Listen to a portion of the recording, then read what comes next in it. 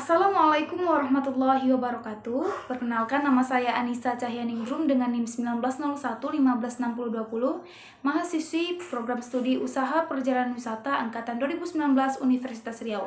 Baiklah teman-teman, pada mata kuliah Dokumen dan Pasasi yang diampu oleh dosen kami, Ibu Nur Arini Yulia SSTM Par, kami diminta untuk mereview beberapa kasus yang terjadi baru-baru ini terkait paspor dan surat perjalanan laksana paspor. Nah, untuk mengetahui apa saja sih kasusnya, simak videonya terus ya. Adeline Lis ditangkap oleh kepolisian Singapura karena memalsukan paspor.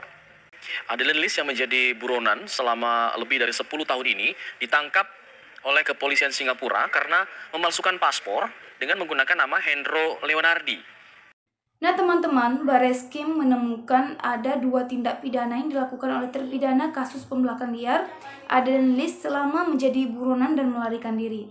Nah, 2 tindak pidana tersebut yaitu pemalsuan paspor dan memberikan data diri atau keterangan identitas diri yang tidak benar. Nah, kasus yang kedua masih seputar pemalsuan paspor.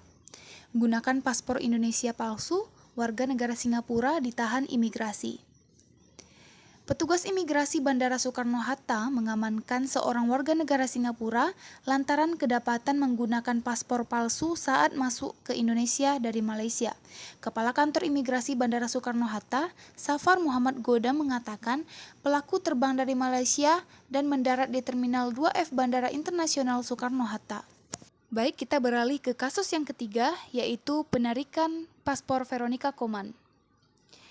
Veronica Koman dikenal sebagai pengacara mahasiswa Papua.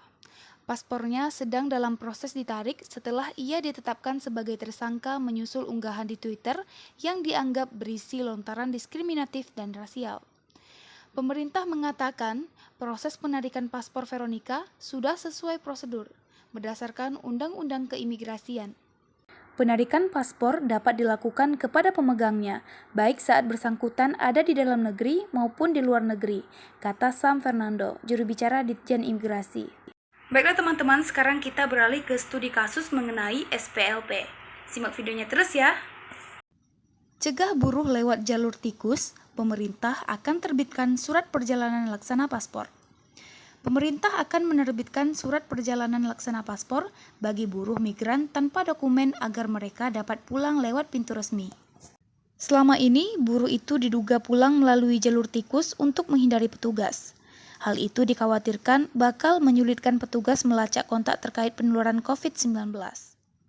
Selanjutnya yaitu sumber yang dikutip dari kompas.com, Kemenkumham terbitkan SPLP agar bisa bawa Joko Chandra dari Malaysia ke Indonesia.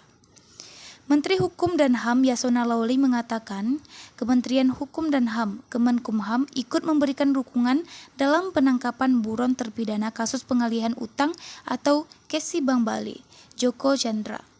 Yasona mengatakan pihaknya menerbitkan surat perjalanan laksana paspor atau SPLP bagi Joko Chandra agar bisa dibawa dari Malaysia ke Indonesia.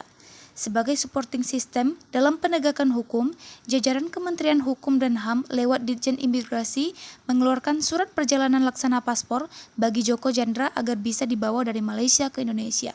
SPLP dikeluarkan sekaligus dicabut Kamis tanggal 30 Juli kemarin, kata Yasona melalui akun resmi Instagramnya. Baiklah teman-teman, studi kasus yang terakhir mengenai SPLP yaitu Jaksa Agung minta KBRI Singapura tak serahkan SPLP ke Adeline Lis.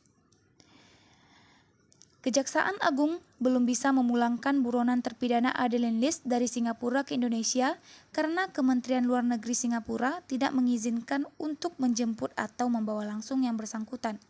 Nah, itulah tadi teman-teman beberapa kasus mengenai paspor dan surat perjalanan laksana paspor yang terjadi baru-baru ini. Terima kasih telah menonton. Mohon maaf atas segala kekurangan. Saya akhiri wabillahi taufiq wal hidayah. Wassalamualaikum warahmatullahi wabarakatuh.